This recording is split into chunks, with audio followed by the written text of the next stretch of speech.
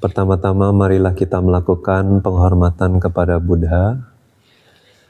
Namo tassa bhagavato arahato samma sambuddhassa.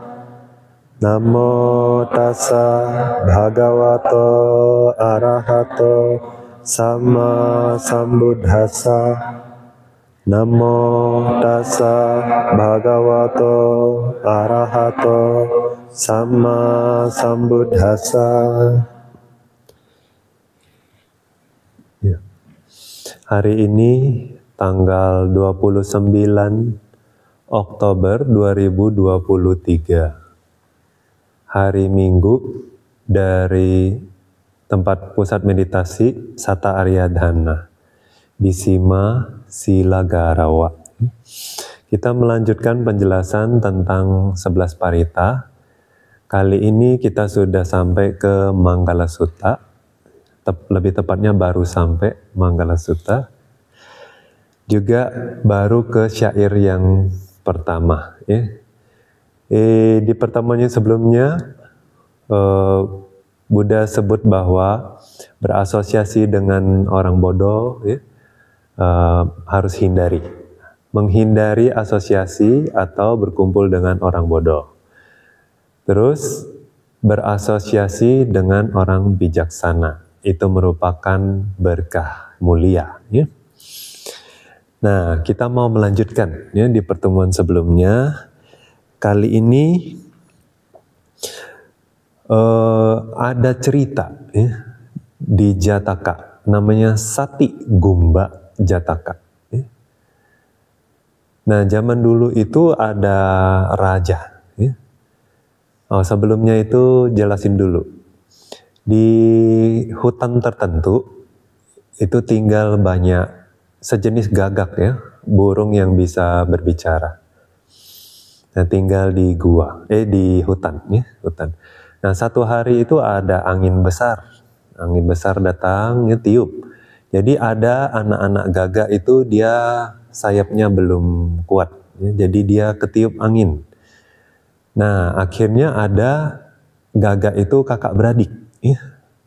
Kakak beradik masih kecil. Dari kecil berarti sudah terpisah karena ketiup anginnya. Yang satu kakaknya itu jatuh di seperti semak bunga-bunga jadi banyak bunga, dia jatuh di antara bebungaan itu jadi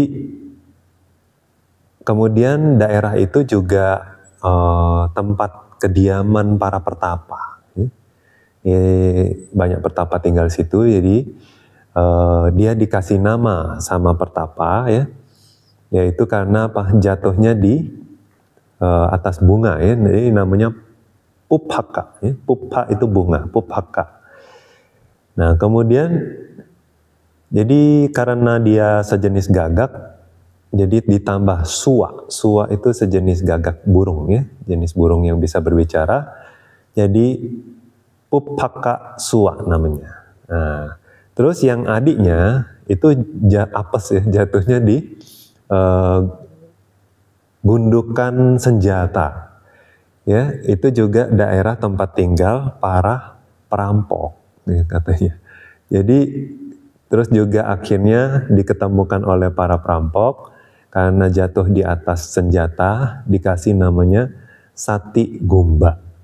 Sati itu senjata atau tombak gitu Gumba itu kayak kumpulan Nah, jadi si gagak ini dikasih nama Sati Gumba. Nah, satu hari raja namanya Pancala, Raja Pancala. Dia datang ke hutan Biasa mereka raja zaman dulu itu kalau berolahraga itu berburu. Nah, berburu itu sembari berolahraga. Jadi datang ke hutan. Nah, waktu itu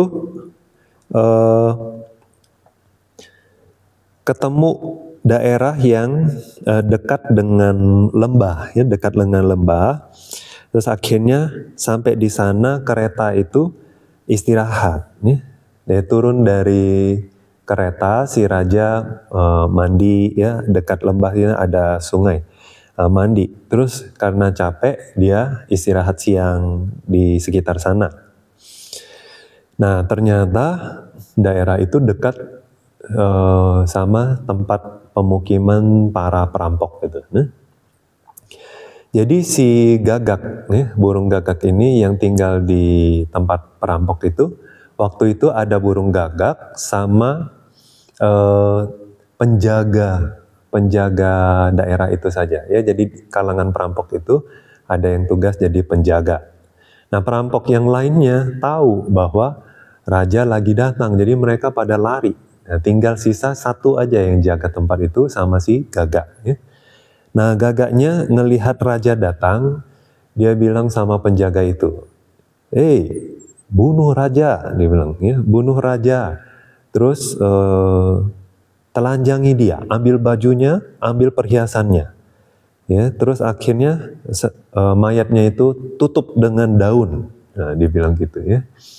Jadi si penjaganya pun bahkan berpikir apa? Oh, ini raja, jangan, dia bilang begitu ya. Tapi si gagak itu malah yang ngajarin, dia bilang. Dia nggak puas kan? Dia bilang, woi, kamu itu lagi mabuk ya? Dia bilang. Ini mama kita. Mama kita itu berarti di kalangan perampok itu kayaknya ada wanita yang dituakan ya. Dibilang mama kita. Jadi mama para perampok. Nah, mama kita aja belum punya baju ya. Dia tutup badannya dengan dedaunan aja. Kamu itu mabuk ya, dia bilang gitu. Kamu udah lupa kerjaan perampok, dia bilang gitu. Jadi si gagak yang malah marahin si perampok ya. Nah, cuma waktu itu si raja kedengaran pembicaraan mereka ini ya. Argumen di antara perampok. Nah, jadi waktu itu raja kebangun dari tidurnya, lalu berpikir bahwa tempat ini tidak aman. Nah, langsung lari ya, naik kereta lari. Nah habis itu nyampe lah ke tempat si ini ya. Waktu lari pun juga masih diteriakin pula sama si gagak itu ya. Dia teriak apa? Jangan sampai dia lari ya. Jangan sampai dia lari. Dia bilang ambil panah, ambil busur, ambil tombak, terus jangan sampai dia terbebas, gitu, ya. Jangan sampai Raja Pancala itu bebas. Masih terus dia teriak-teriak begitu ya. Nah tapi akhirnya si raja bebas. Terus akhirnya nyampe di pemukiman pertapa. Nah waktu nyampe di pemukiman pertapa, suasana sama sekali berbeda ya. Tiba-tiba ada suara burung, bilang apa? Selamat datang raja, dia bilang gitu ya. Selamat datang raja. Terus kalau ada yang dibutuhkan silakan bicara, silakan bilang saja, dia bilang gitu ya. Nah buah-buah yang ada di sini ya, sesuai keinginan Anda, jika berkenan boleh digunakan, dia bilang gitu. Terus air juga yang sejuk ini ya, yang diambil dari lembah yang sejuk, dia bilang gitu. Nah itu juga silahkan digunakan katanya. Nah, sekarang para pertapa sedang keluar mencari, mengumpulkan buah-buahan, dia bilang ya. Nah saya juga tidak punya tangan, dia bilang, jadi tolong silahkan ambil sendiri, dia bilang gitu ya. Please serve yourself, kayak gitu ya.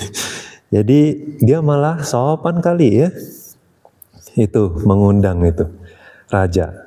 Terus raja bilang, tempat ini kok beda banget sama yang tadi, dia bilang gitu. Terus akhirnya cari, itu burung ternyata yang ngobrol, yang ngomong itu ya. Terus akhirnya ngobrol sama si burung gagak raja ini. Terus raja bilang, baru saja saya dari tempat itu ya, ada burung yang seperti itu, kasar dan lain sebagainya. Nah akhirnya si Pupaka burung ini dia jelasin ke raja bahwa iya dulu itu adik saya ya, dulu kita itu ketiup angin, dia jatuh di sana, saya jatuh di sini, dia bilang ya. Nah itu sebabnya dia tuh bergaul sama orang yang nggak bagus.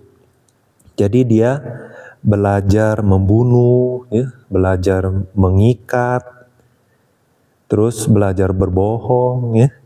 Nah, akhirnya belajar merampok. Yang nggak bagus semua dia pelajari, ya, ucapannya, perbuatannya, pikirannya semuanya nggak bagus, ya. Nah, sedangkan kalau saya jatuh di tempat para pertapa ini, saya belajar jujur, ya, saya belajar setia, ya, saca. Terus belajar juga sucarita, dari ucapan, perbuatan, pikiran, ya, dengan meta, jaga sila. Wah, burung juga jaga sila loh, ya. Jaga indera, mengendalikan indera maksudnya. Nah, jadi semua yang baik-baik itu saya pelajari dari sini gitu. Nah, akhirnya dia juga kasih ceramah. Dia nyeramahin raja. Dia bilang, itulah sebabnya raja. Dia bilang, kalau orang baik, ya, itu besarnya juga di tempat orang baik. Nah, kalau orang jahat itu karena juga terpengaruh oleh lingkungannya, dia jadi jahat, ya. Sama seperti ini, si burung gagak kasih perumpamaan. Kalau anak panah, ya, biasa kan kalau mau diracun, ya, ujungnya, ya, ujung mata anak panah itu dikasih racun, ya, dipoles racun. Nah, terus biasanya apa? Dimasukin ke ini, ya, tabung, ya. Biasanya kalau anak panah kan taruh di punggung gitu, ya, mau ditarik kan. Nah, jadi ini ada tabung di belakang ini untuk masukin anak panah itu kan. Nah, jadi ujungnya kan yang masuk duluan kan ke dalam. Nah, di tabung itu bawahnya kan racun semua jadinya, ya enggak? Nah, sebagaimana kalau tabung itu, ya,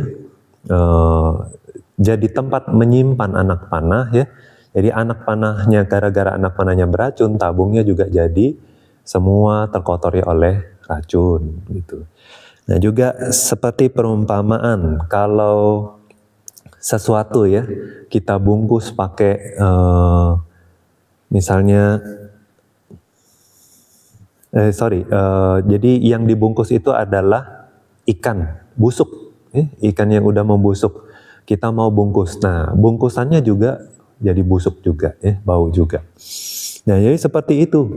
Kalau orang tinggal di satu tempat, ya, yang banyak orang-orang tidak baik, maka yang tidak baik semua itu kayak meresap ke dia. Ya, meresap artinya dia banyak belajar. Nah, apalagi anak-anak, ya enggak? Nah, tapi kemarin juga kita sudah bahas, ya, apa yang Buddha sebut sebagai anak-anak.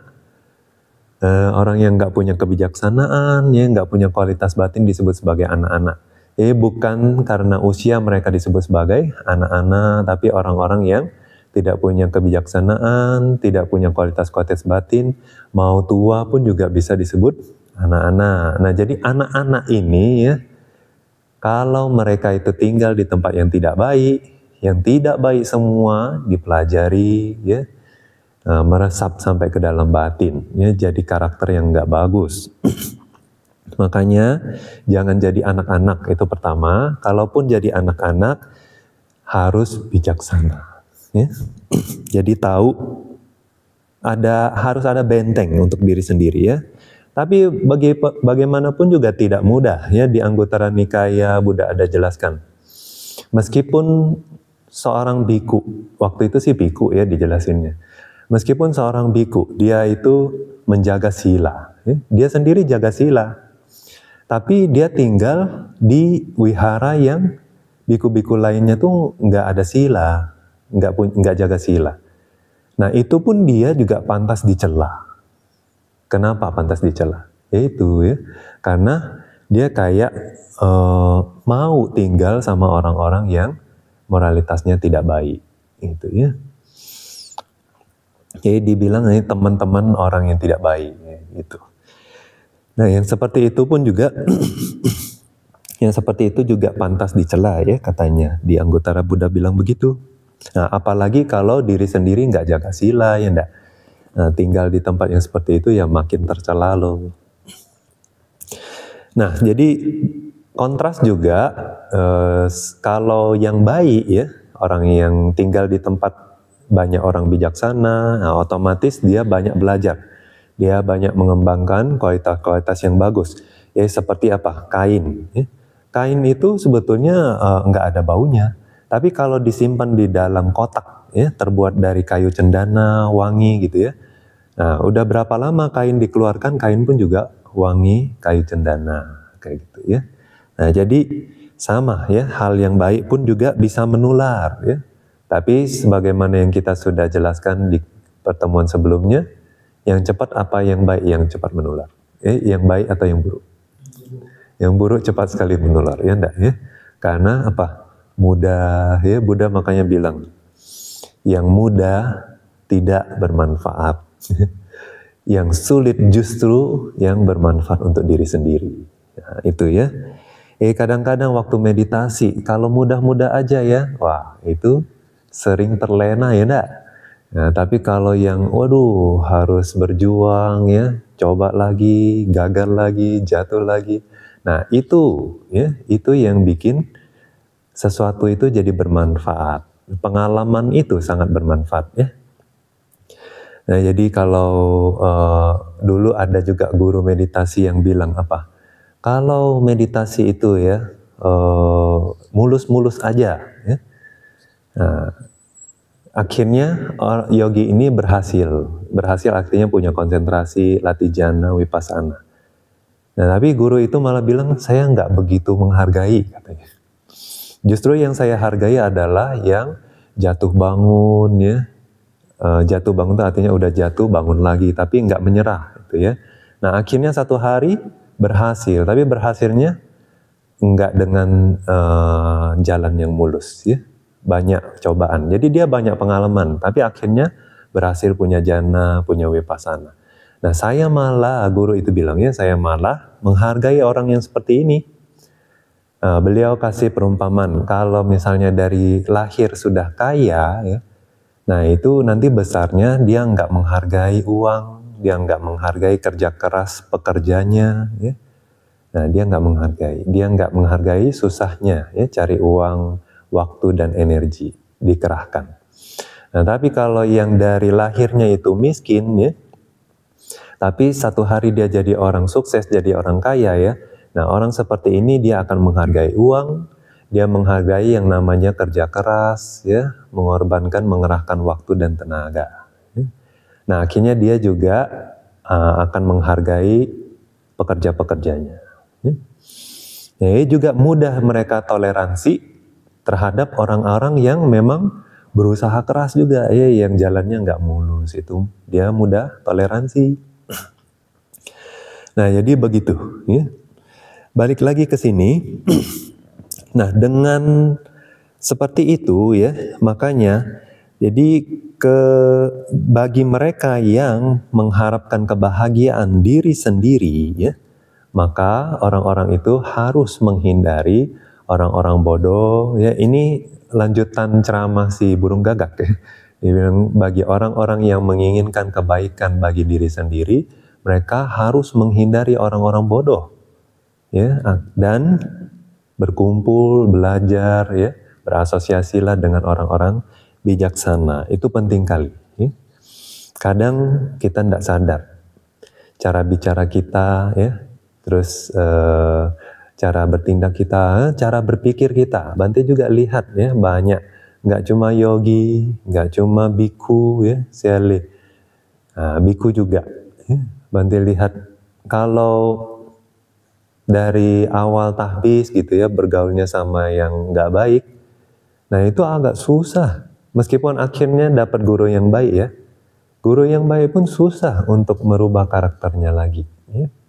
Karena udah tercemar, ya. Udah tercemar itu udah susah. Nah begitu juga ya, kayak tempat meditasi, ya. Di tempat meditasi itu nggak seperti perusahaan. Ya, kalau perusahaan ya waktu merekrut pekerja kan langsung ini ada interview ya. Jadi udah jelas gitu. Memang orang-orang yang disaring ya, yang kerja di sana.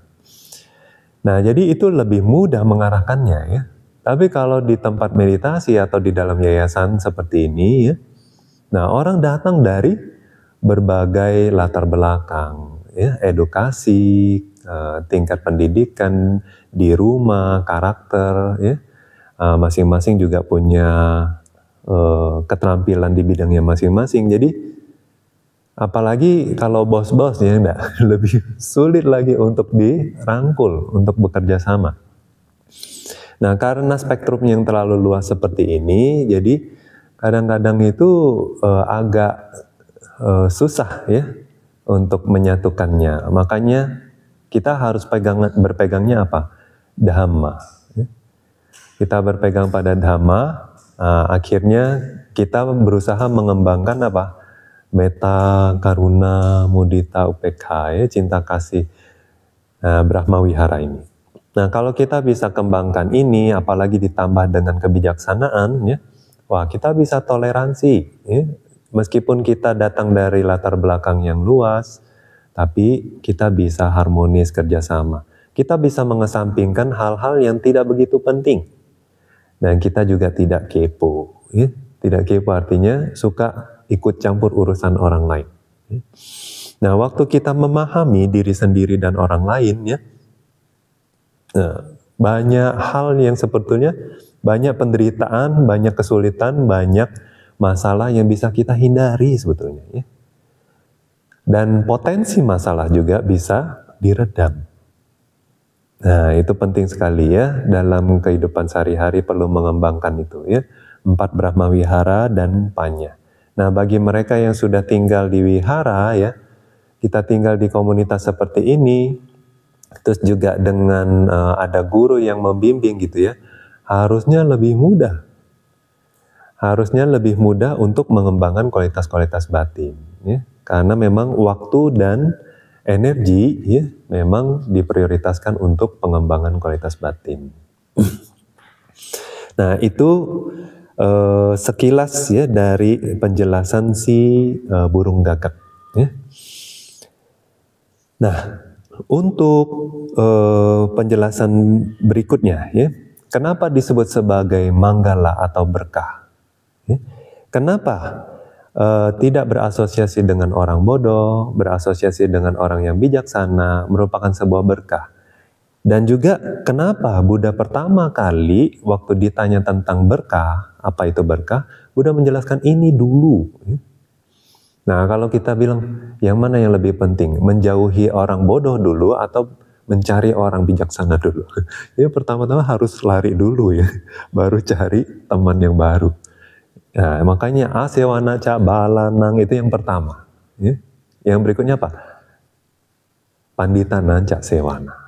Ya, jadi pertama, kalau kalian sadar bahwa kalian sedang di dalam komunitas yang tidak sehat, lari dulu. Harus cari menyelamatkan diri sendiri.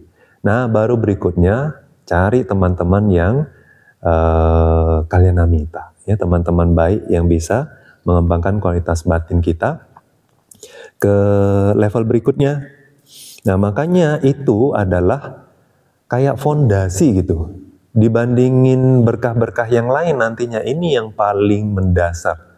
Jadi dengan siapa kita bergaul, ya, dengan siapa guru kita, artinya siapa teman-teman kita, itu yang paling penting. Ya, makanya Buddha jelasin pertama.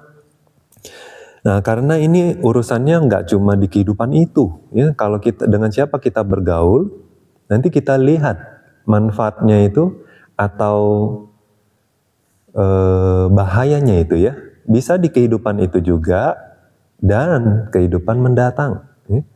Kalau kita bergaul sama yang orang tidak baik, di kehidupan ini pun juga kita banyak melakukan hal-hal yang tidak baik. Nah, kalau melakukan banyak hal yang tidak baik dalam kehidupan ini, kehidupan mendatang juga bukannya kita sudah lahir dengan kualitas batin yang baik, ya kan? Nah, pasti udah banyak sifat-sifat yang tidak baik akumulasi. Nah, jadi kalau kita sudah sekarang punya banyak kebiasaan atau sifat-sifat yang tidak baik, ya, kita boleh tanya diri kita sendiri ya, kita sudah berusaha belum? Nah, jadi kalau masih ada juga, lalu bagaimana? Ya, masa lalu kan kita nggak bisa apa-apain lagi, ya. Masa sekarang yang kita masih bisa kendalikan. Makanya di kehidupan sekarang juga, ya, Kita harus berusaha berubah ya. Makanya Bante bilang waktu meditasi nggak hanya perihal mengembangkan keterampilan meditasi saja ya. Bukan hanya mengembangkan keterampilan fokus ke objek saja, tapi juga perlu mengembangkan apa? Toleransi, ya, sabar, meta, ya. Nah, semua itu bikin apa? Batin kita itu fleksibel. Kalau batin kita fleksibel, lembut gitu ya, mau diarahkan pun juga mudah. Nah, semakin fleksibel batin Anda, semakin lembut batin Anda, maka perjalanan spiritual dan latihan meditasi Anda akan sangat mudah nantinya. Nah, bagi mereka yang dosanya besar, ya, dikit-dikit marah, dikit-dikit sensi, ya, nah itu waktu meditasi ya, waduh, dikit-dikit bubar, dikit-dikit bubar. Konsentrasi yang udah didapat pun juga nggak padat ya, nggak kokoh. Jadi mudah sekali rapuh, ya, mudah sekali drop. Ya. Nah itu, jadi punya batin yang fleksibel, ya, punya batin yang lembut atau yang dalam Pali disebut sebagai mudu. Ya. Nah itu penting sekali. Ya. Makanya setiap waktu kita belajar Abhidhamma, semua kusala cita, ya, semua batin yang bajik berasosiasi dengan apa? Cita mudutta, kaya mudutta. Ya. Nah. Oke, jadi di antara semua berkah mulia, ya, ini yang paling penting ya. Oleh sebab itu Buddha ajarkan. Nah yang berikutnya apa? Pujaca puja nianang. Ya. Nah itu artinya melakukan pemujaan, melakukan penghormatan ya kepada orang yang pantas dihormati. Jadi pujanea, pujanianang ya. Pujanea itu adalah orang-orang yang pantas dipuja, orang yang pantas dihormati. Ya. Pujang arahantiti, pujanea gitu ya. Karena pantas pantas mendapatkan penghormatan, makanya disebut orang yang pantas dihormati katanya. Kadang dia bukan bentuknya nea ya, pujanea, tapi bentuknya apa? Pujania ya. Nah, nggak apa-apa, sama aja. Pacayanya aja yang berbeda, yang satu nea pacaya, yang satu ania pacaya. Artinya sama ya. Seperti dakinea. Dakinea kualitas dari sangga ya. Dakineo, anjali karanio ya, nea itu ya. Artinya dakinea artinya orang yang pantas mendapat persembahan. Ya. Nah, jadi di sini orang yang pantas mendapat pemujaan atau penghormatan, puja. Ya. Nah, orang yang pantas mendapat pemujaan itu siapa ya? Nah, kalau di Atthakatha menjelaskan yang pertama, ya, yang tertinggi itu adalah Buddha, Dhamma, Sangha. Ya, tiratan. Yang berikutnya apa? Orang tua, terus guru, ya, terus kakak lelaki, kakak perempuan, terus paman, ya. Nah, berdasarkan usia mereka, jadi paman juga yang paling besar, jadi yang lebih pantas dihormati. Nah, terus akhirnya turun-turun sampai ke orang yang lebih tua dari kita, misalnya di jalan, ya, ketemu orang yang lebih tua, lebih senior. Terus mertua, nah bagi mereka yang punya mertua. Terus suami, ya, di antara mertua sama suami siapa yang lebih penting? Yang mertua, ya, katanya mertua lebih harus dihormati katanya ya. Nah, kenapa tiratana ya, menjadi yang paling tinggi?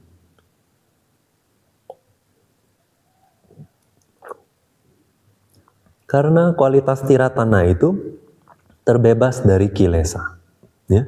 Buddha nggak ada kilesa, ya, makhluk yang tidak memiliki kotoran batin. Dhamma juga, itu Dhamma cuma kebenaran, ya, nggak ada hubungan sama kotoran batin. Ya, kotoran batin juga termasuk Dhamma, tapi di dalam fenomena saja ya, bukan berarti kotoran batin lalu pantas dipuja gitu ya, enggak ya. Nah, jadi misalnya juga orang yang pada saat orang itu merenungkan 3 ratana ini atau Buddha, Dhamma, Sangha, batinnya juga langsung apa? langsung terbebas dari kotoran batin, langsung soft, ya, langsung lembut. Nah, kotoran batin yang tadinya udah muncul pun juga bisa keredam, hilang gitu ya. Nah, itulah kualitas tirat, karena kualitas dari tiratana tersebut, ya, jadi mereka atau tiratana ini seharusnya ditaruh di tempat yang tinggi, ya, dijunjung tinggi. Nah, kenapa orang tua? Orang tua pantas dipuja, dihormati. Karena orang tua mereka sudah melahirkan kita. Ya. Waktu melahirkan apakah jus langsung? Enggak ya. Gitu ya. Jadi mereka bersusah-susah ya mempertaruhkan nyawa mereka. Banyak darah udah hilang ya. Keringat juga hilang ya, menyusui ya, darah mereka hilang. Terus bapak kita juga cari makan, hidupin keluarga ya. Kita banyak hutang budi sama mereka. Nah, kita diajari jalan, makan, mandi, semua waktu kita belum bisa, mereka kasih kita makan, ya, ajarin kita jalan, mandiin kita. Bahkan kita ke buang air besar juga mereka yang bersihin. Ya. Nah itu dulu ya, karena budi mereka itu, jadi kita ada hutang budi. Ya. Selain punya hutang budi yang besar, juga kualitas dari orang tua itu pantas dihormati. Contohnya gimana? Yaitu punya meta ya, kasih sayang kepada kita. Waktu kita sakit, mereka juga pingin kita cepat sembuh gitu ya. Nah terus pingin juga supaya kita dewasa, kita juga matang, artinya tidak salah pilih jalan nanti dalam hidup, ya, sekolahkan kita dan lain sebagainya, ajarin kita banyak hal. Nah, kualitas metta, karuna, mudita, UPK tersebut, makanya Buddha menyebut orang tua sebagai Brahma. Ya. Jadi mereka karena punya kualitas tersebut menjadi pantas dipuja. Nah, semakin besar kualitas orang tuanya, ya, semakin banyak yang diajarkan ke kita, maka kita harus semakin menghormati mereka. Ya. Nah nanti bagaimana menghormati mereka ada sedikit dijelaskan di belakang. Ya. Terus kepada kakak kita, ya, guru. Nah, guru tentu ya sudah banyak ajarin kita. Terus kakak, kenapa kakak juga harus dihormati? Bukannya dia suka ajak kita berantem? Gitu. Bukan gitu ya. Waktu kita kecil gimana? Kalau nggak ada papa mama, siapa yang gendong? Siapa yang kasih makan? Siapa yang jaga? Waktu kita nyebrang jalan, ya, siapa yang tuntun, dan lain sebagainya. Ya. Kadang mereka gendong kita, ya, bawain tas kita dan lain sebagainya. Nah, terus kadang sampai besar pun juga, ya, misalnya kita belum mapan, mereka masih support, ya, dan lain sebagainya. Nah, itulah kakak-kakak kita juga jadi orang yang pantas kita hormati. Ya. Nah, tapi orang juga ada tanya Bante, lah kalau orang tuanya sadis, gimana? Ya, bagaimanapun kalau memang misalnya sampai orang tuanya enggak punya lagi kualitas yang pantas dihormati, ya, setidaknya ya waktu mereka mengeluarkan kita bertaruh nyawa. Ya. Nah, itu satu hal. Nah, jadi orang tua tentu ada perbedaannya ya. Kalau yang baik banget ya pantas dihormatinya lebih pantas lah ya. Nah, kalau yang sering siksa anak mungkin ya, nah itu lebih tidak pantas dibandingkan yang lebih baik. Gitu. Nah terus, apa manfaat dari menghormati orang yang pantas dihormati?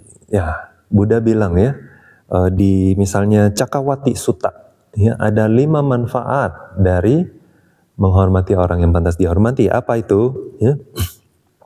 Ayu wano sukhang balang. Nah, terus apa satu lagi? Panya katanya, panya. Nah.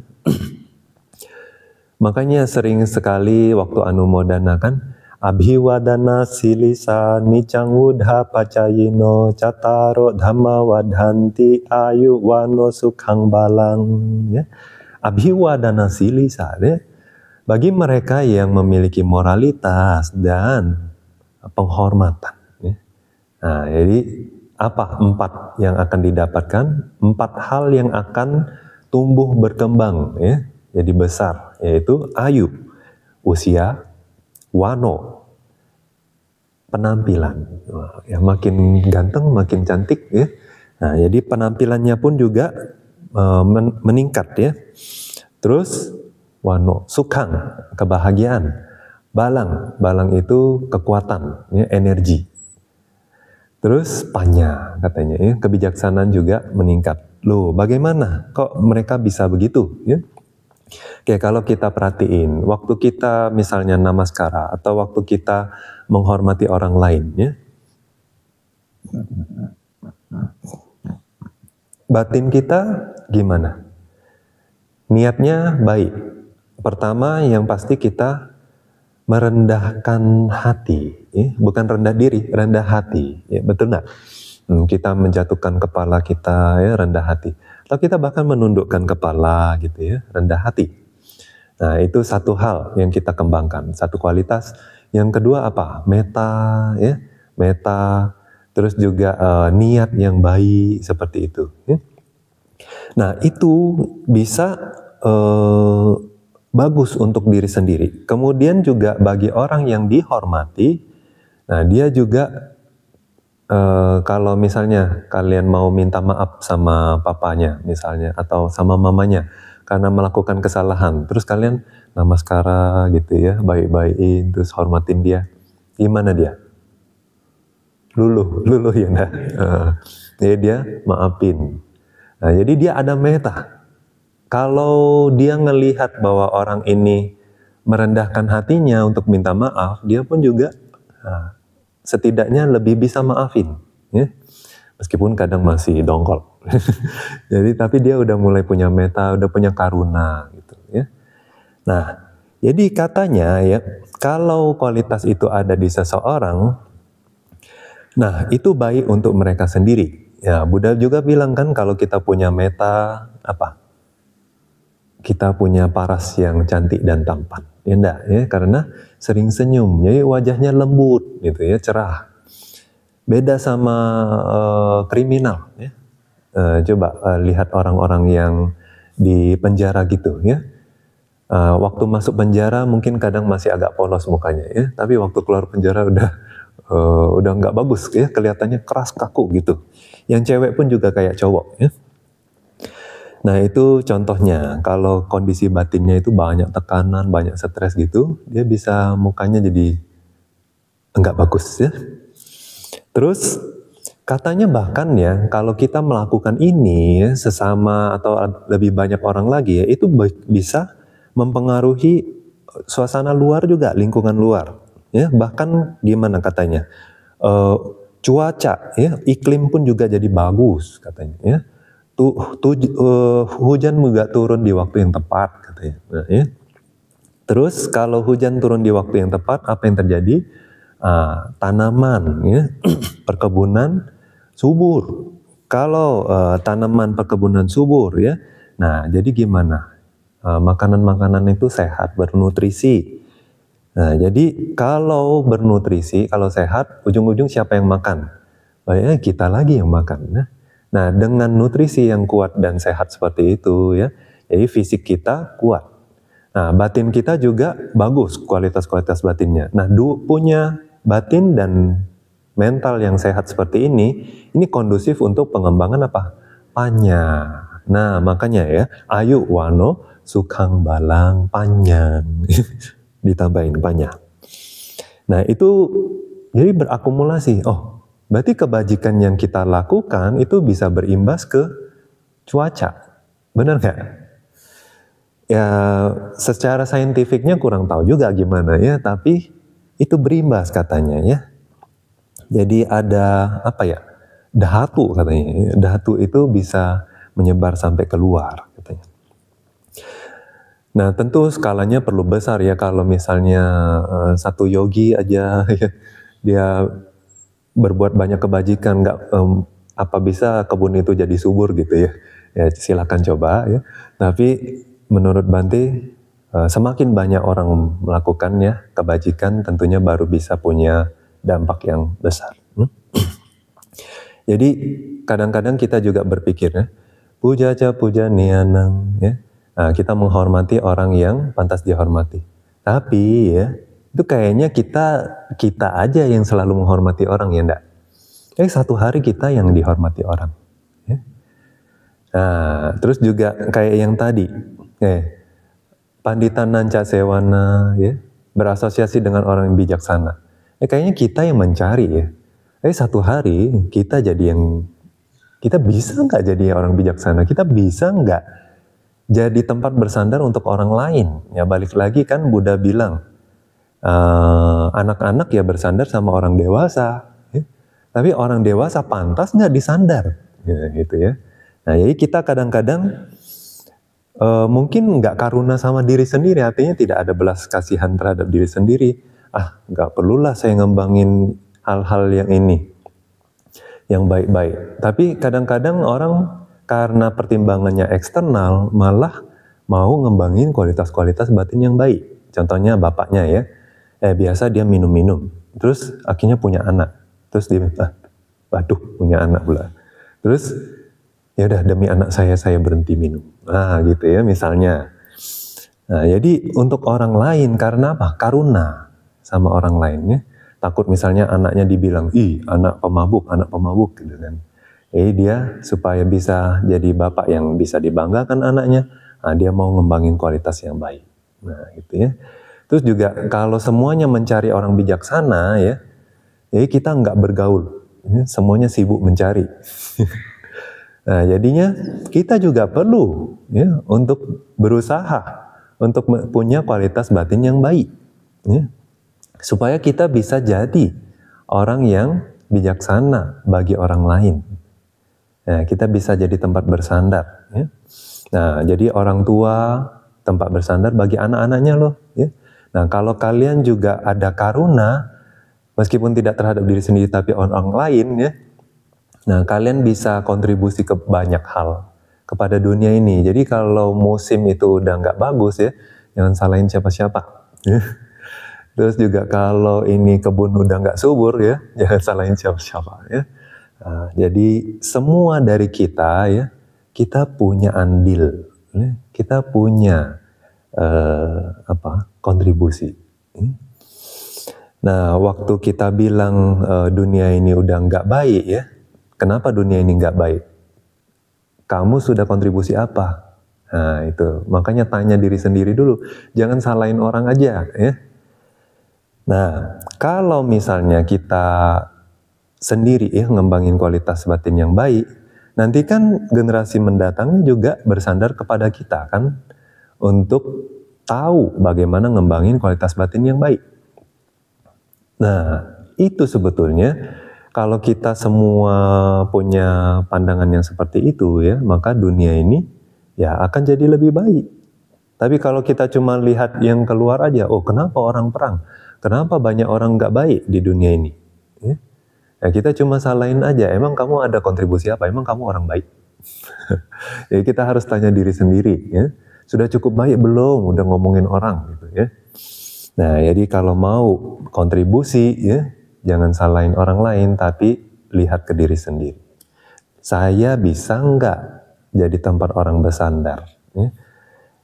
Orang mencari saya nggak untuk berasosiasi atau lari dari saya? Nah itu ya.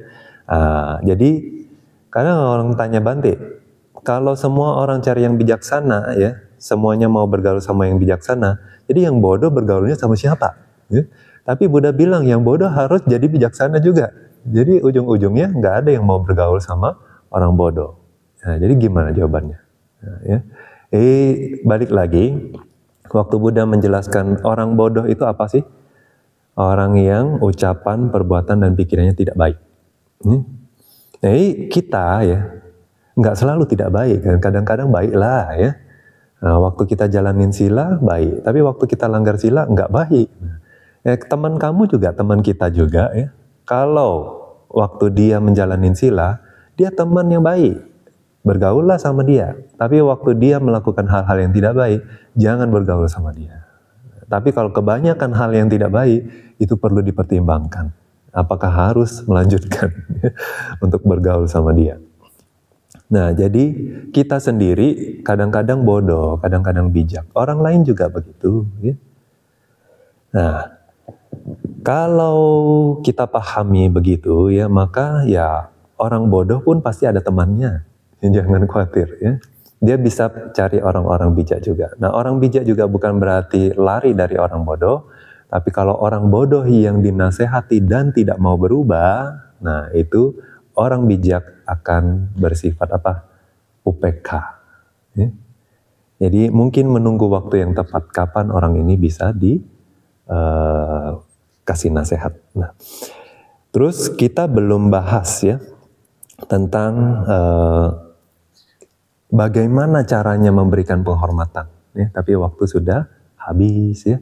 Oleh sebab itu, bagaimana cara melakukan penghormatan yang benar ya, kita akan bahas di pertemuan berikutnya. Marilah kita melakukan pelimpahan jasa.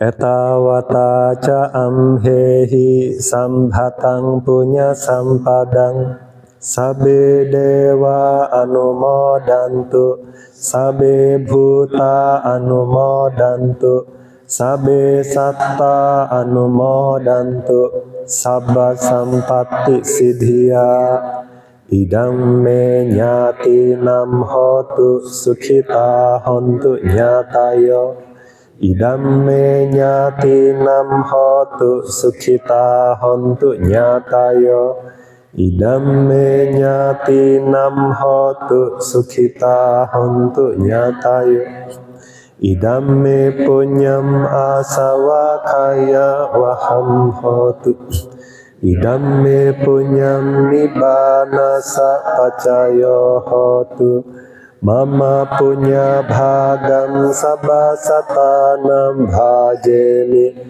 te sabbe me samam punya bhagam labhantu.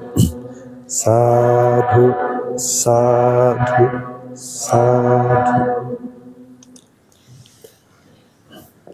Sukhi hotu nibbana sapacayo hotu.